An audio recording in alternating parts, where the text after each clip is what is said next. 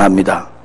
말씀 듣는 어간에 기적이 일어나게 해주시고, 말씀을 들으면서 병든 자가 치유되게 하시고, 우리 인생의 문제가 해결되는 시간이 되기를 원합니다. 주님, 우리와 함께 하시고 은혜 베풀어 주시옵소서. 예수님의 이름으로 기도하옵나이다. 아멘. 할렐루야. 여러분 건강하시기를 주의 이름으로 축원합니다. 따라하십시다. 성도의 영원한 보장. 오늘 이 설교 제목을 가지고 여러분과 함께 은혜를 나누기를 원합니다. 요즘은 보장이라는 용어가 금융계라든지 또 여러 관련계에서 많이 쓰여지고 있습니다. 그런데 세상의 모든 것은 불확실합니다. 왜냐하면 어제의 적국이 오늘의 우방이 되기도 하고, 오늘의 우방이 내일의 적국이 되기도 합니다. 물질도 마찬가지입니다. 물질도 불확실합니다. 많은 물질이 언제 나를 떠날는지도 모르고, 언제 내가 이 많은 재산을 두고 세상을 떠날지도 모릅니다. 하늘같이 믿었던 사람이 언제 나를 배신할지도 모릅니다. 그러나 온 세상이 다 흔들리고 천지가 변해도 예수 믿고 구원받은 성도들에게는 결코 흔들리지 아니하고 천지가 변해도 변하지 않는 안전한 보장이 있습니다. 영원히 변치 않으신 하나님을 믿고 소망하고 사는 성도들은 이렇게 말할 수가 있습니다. 이 세상의 모든 것이 사라지고 실패하고 넘어질지라도 나는 하나님께 속하였으므로 결코 망하지 않는다라고 외칠 수 있습니다. 사도 바울이 예수 그리스도를 만나고 오늘 성경 본문에 나오는 그 훌륭한 고백을 할 수 있었던 게 뭡니까? 누가 우리를 그리스도의 사랑에서 끊으리요? 환난이나 곤고나 피팍이나 적신이나 위험이나 칼이라. 내가 확신하노니 사망이나 생명이나 천사들이나 권세자들이나 현재일이나 장래일이나 능력이나 높음이나 기품이나 다른 아무 피조물이라도 우리를 우리 주 그리스도 예수 안에 있는 하나님의 사랑에서 끊을 수 없으리라. 담대하게 선포하고 말했습니다. 오늘 이 고백이 저와 여러분이 고백이 될 수 있기를 주의 이름으로 축복합니다.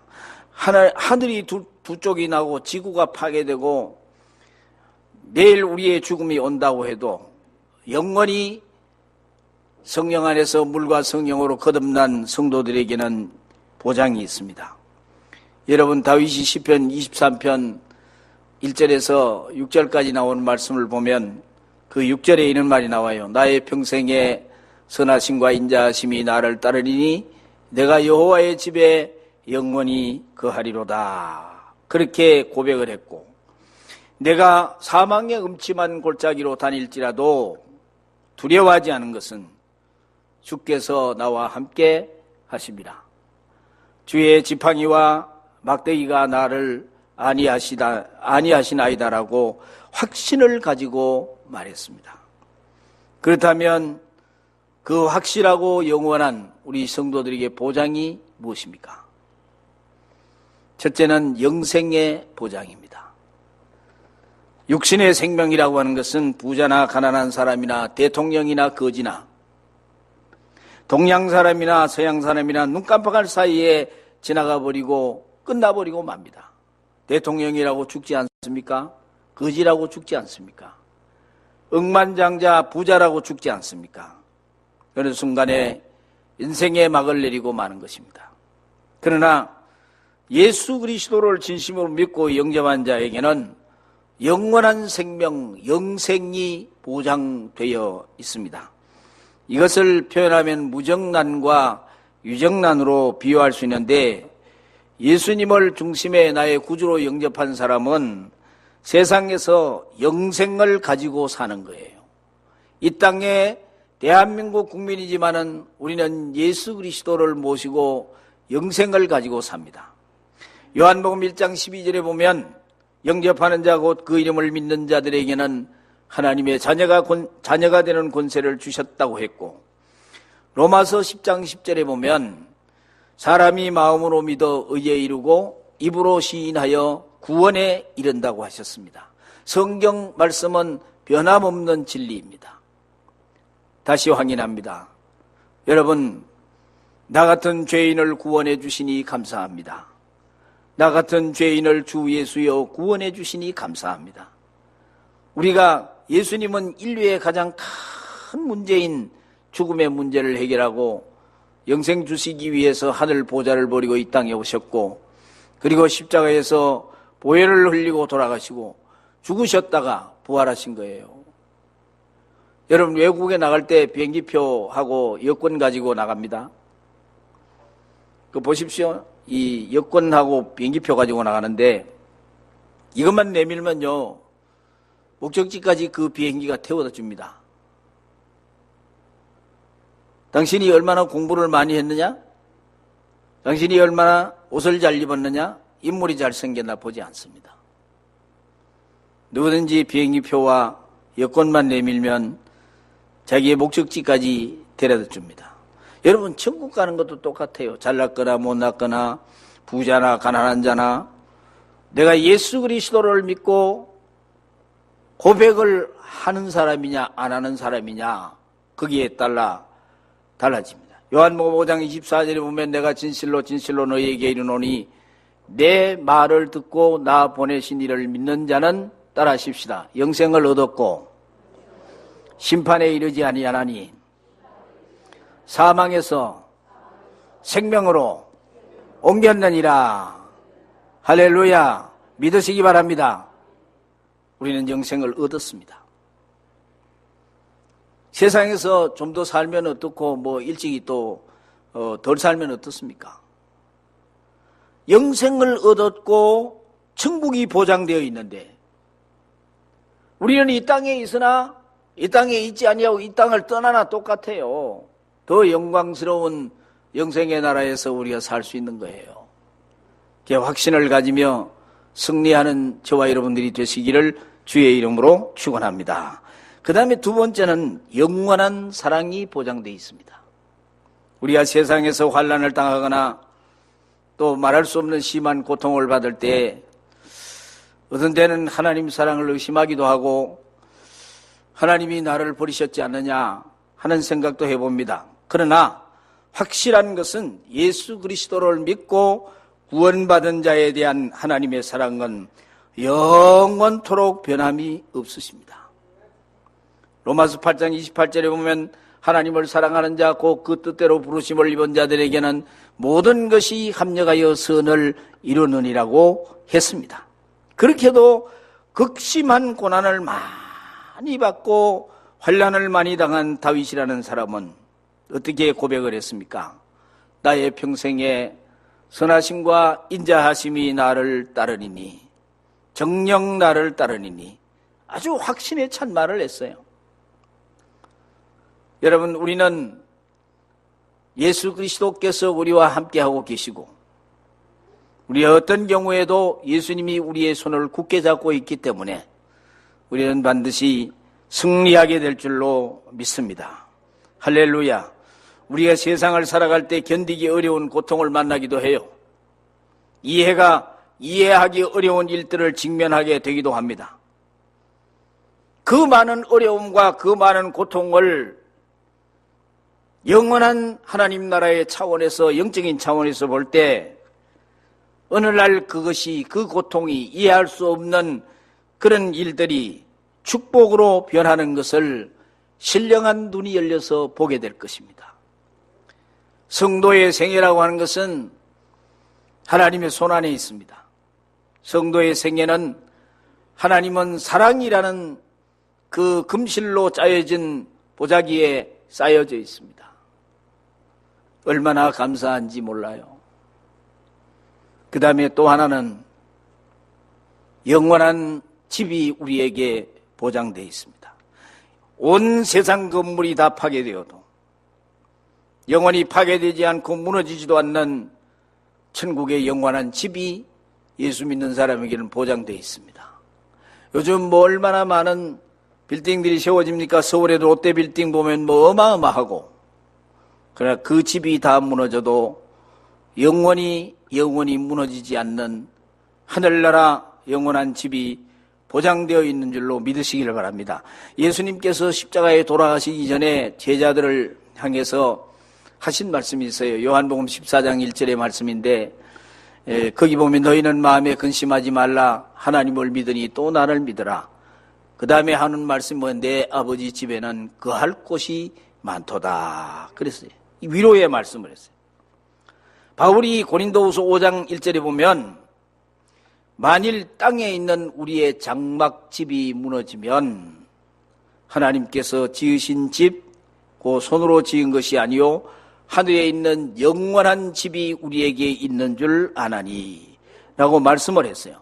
바울은 이 신앙 때문에, 이 믿음 때문에 순교의 죽음도 기쁘게 감내하고 순교자의 길을 갔습니다. 땅에 있는 장막집, 즉 우리의 육신은 조만간에 늙고 낡아서 무너지는 때가 오지만은 하나님이 예비하신 손으로 짓지 아니하는 영원한 집은 무너지지 않습니다. 어떤 무기를 가지고도 공격할 수가 없고 무너뜨릴 수 없습니다. 우리가 세상에서 집 한 칸 없이 살더라도 예수를 생명의 구주로 영접을 하고 물과 성령으로 거듭난 성도는 천국의 영원한 집이 예비되어 있습니다. 이 천국집이 예비되어 있지 못한 사람은 지옥의 영원한 고통이 기다리고 있습니다. 우리가 들어갈 천국에는 행복의 위험도 없고 수질오염의 대기오염의 위험도 없고 전혀 요한계시록에 나오는 말씀과 같이 새하늘과 새 땅입니다. 요한계시록 21장에 보면 처음 하늘과 처음 땅이 없어졌고 바다도 다시 있지 않더라. 그 다음에 21장 5절에 보면 보좌에 앉으신 이가 가라사대 보라 내가 만물을 새롭게 하노라 하시고 또 가라사대 이 말은 신실하고 참되니 기록하라 했습니다. 이사야 66장 17절에 보면 보라 내가 새 하늘과 새 땅을 창조하나니 이전 것은 기억되거나 생각나지 아니할 것이라. 너희는 나의 창조하는 것을 인하여 영원히 기뻐하며 즐거워할지니라. 예언을 했습니다.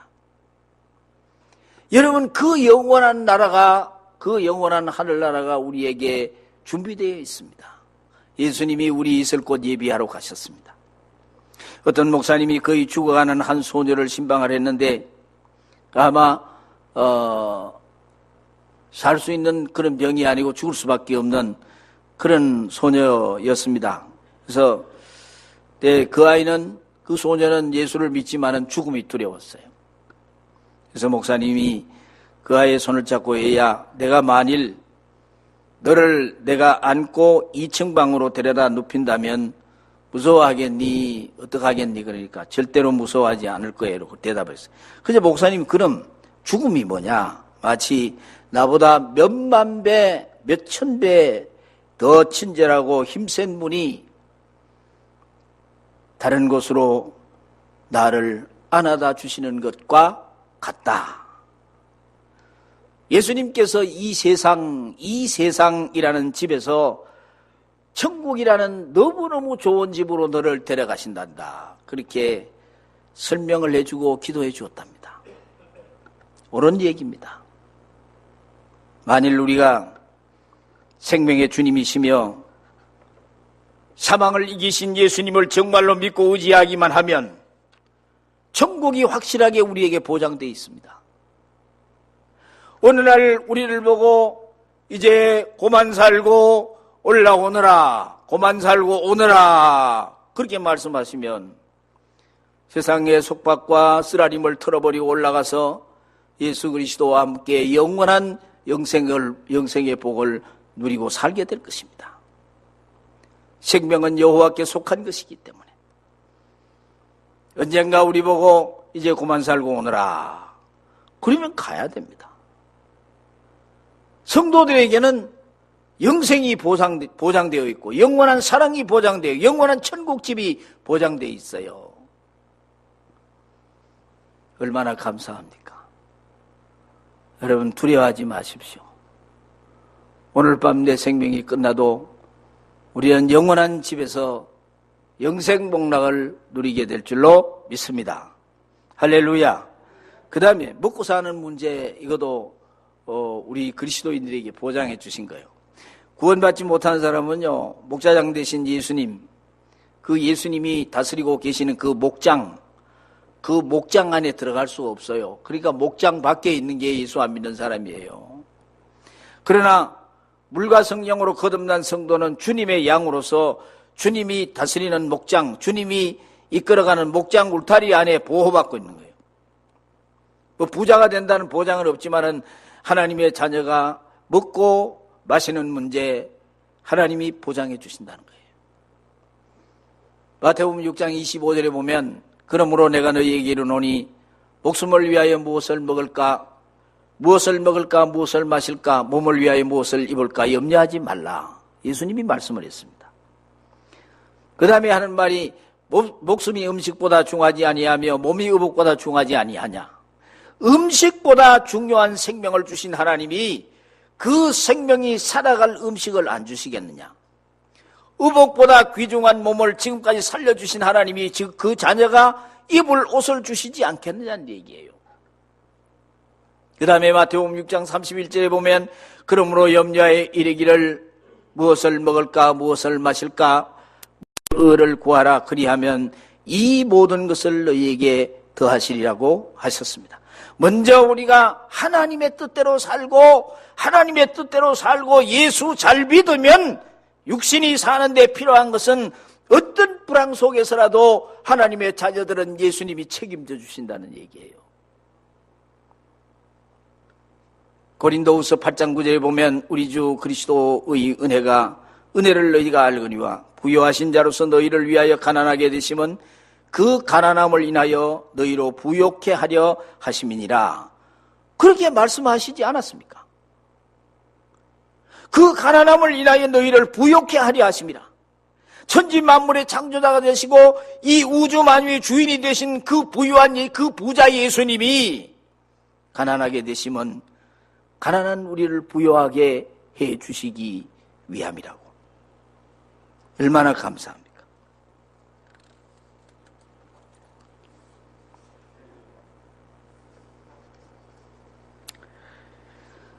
그래서 우리는 양식을 위해서 기도해야 돼요. 일용할 양식을 위해서 주기도문에 보면 오늘날 우리에게 일용할 양식을 주옵시고 기도하라고 예수님이 그렇게 가르쳤잖아요. 너희가 얻지 못하면 구하지 아니하며 구하여도 얻지 못하면 뭐라 그랬습니까? 정욕으로 쓰려고 잘못 구함이라. 이게 야고보 4장 2절 3절에 나와요. 기도를 했는데 응답이 안 되는 것은 정욕으로 쓰려고 잘못 구했기 때문이다 이 말이에요. 욕심으로 1년 양식 10년 양식을 한꺼번에 달라면 모르거니와 하나님께서 우리에게 일용할 양식을 구하라 했습니다. 때로는 우리에게 1억도 필요하고 10억도 필요할 때가 있죠. 필요하다면 정말 필요하다면 꼭 필요한 것이라면 구하면 하나님이 주실 겁니다. 그리고 우리가 이 땅에 살면서 아무 일이라도 하면서 열심히 일하면서 하나님의 축복을 구해야 됩니다. 성경에도 보면 공중 나는 새를 보라 했지, 공중 날아가는 새를 보라 그랬지, 나뭇가지에 가만 앉아가지고 그늘 속에 있는 새를 보라 그렇게 말하지 않았습니다. 내 힘으로 할 수 있는 건 내가 하면서 열심히 일하면서 하나님께 기도해야 하나님이 주신다는 거예요. 그 다음에 하늘 창고의 열쇠를 사용하십시오. 미국 같은 그런 부유한 나라에도 경제 불황이 오고요, 고통을 당하고 이혼하는 일들도 많이 일어나고, 그래서 노만필 목사님이 수많은 상담 편지가 많이 오는데 그걸 받고 내용을 보니까요, 거의 이제 내용들이 거의 비슷해서 이 답을 썼는데 그 답을 쓰면서 이렇게 했대요. 편지에 돈을 낭비하지 말라, 부부가 딴 주머니를 차지 말라, 물건 하나를 사도 기도하고 물건을 사라. 그리고 마지막에 큰 글자로 노만필 목사님이 11조를 철저히 해보라. 그게 있었대요. 왜 하나님의 언약을 믿지 않고 하나님의 언약을 지키지 않느냐? 노만 필박 목사님도 미국 경제공화할 때 11조를 철저히 한 다음부터 큰 기적과 축복을 많이 체험했다고 하면서 자신있게 말라기 10절의 말씀을 편지에다가 소개를 했습니다. 만군의 여호와가 이르노라. 너의 온전한 11조를 창고에 들여 나의 집에 양식이 있게 하고 그곳으로 나를 시험하여 내가 하늘문을 열고 너희에게 복을 쌓을 곳이 없도록 붙지 아니하나 보라. 이건 시험하라 그랬어요. 철저한 11조를 하면 하나님이 쌓을 곳이 없도록 하나님이 복을 주신다 이 말이에요. 그것을 노만필 목사님이 다 답장하는 마지막 끝에 가서 11조를 철저히 해보십시오. 큰 글자로 썼다. 여러분, 하나님의 언약의 말씀을 내가 지켜야 되는데 하나님의 언약의 말씀대로 지키지 않고 하늘의 복을 내가 받을 하늘 창고의 문을 내가 열 수 있습니까? 열지 못합니다. 하나님이 열어주지도 않습니다. 하나님의 뜻대로 살고 예수 잘 믿으면 하늘문이 열리는 거예요. 어느 교회에 11조 헌금을 계속 목사님 말 듣고 오늘 같은 설교를 듣고 3년 동안 11조를 꼬박 냈는데 복을 못 받았어. 자기 생각으로는 복을 못 받았다고 생각을 해가지고 찾아와가지고 그냥 뭐라 그랬냐 하면은 이제까지 3년 동안 낸 11조 다 돌려주십시오. 목사님이 사기치는 것도 아니고 말이지 그렇게 말씀해놓고 내가 복을 못 받는데 11조 내라 그러는데 왜 복을 못 받냐고 내돌라 그래. 그런 사태가 교회 속에서 일어난 교회도 있어요. 성경에 보면 온전한 11조입니다. 대강 하는 게 아니고 온전한 11조를 드리라는 거예요.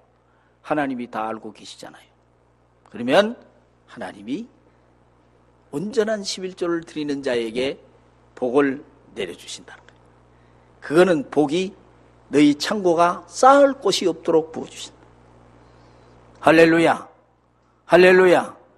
여러분 온전한 11조를 하고 있습니까? 온전한 11조를 해야 돼요. 하나님이 여러분이 손으로 하는 모든 일에 복을 내리시는 거예요. 하나님이 성경의 언약이고 하나님의 약속입니다. 평생을 두고 하늘이 무너져도 지구가 두 쪽이 나도 안전하게 보장받는 4가지 복을 오늘 제가 말씀드렸어요. 영생에 대한 보장, 영원한 사랑에 대한 보장, 천국집에 대한 보장, 먹고 사는 문제에 대한 보장을 해주셨습니다. 여러분 어떤 경우에도 불안하고 염려를 쌓지 말고 예수 그리스도 안에서 마음의 평안을 누리시기를 바랍니다. 여러분 모두의 가정에 하는 사업 후에 여러분 자녀에게 여호와의 복이 충만하기를 예수 이름으로 축복합니다. 할렐루야. 기도하겠습니다.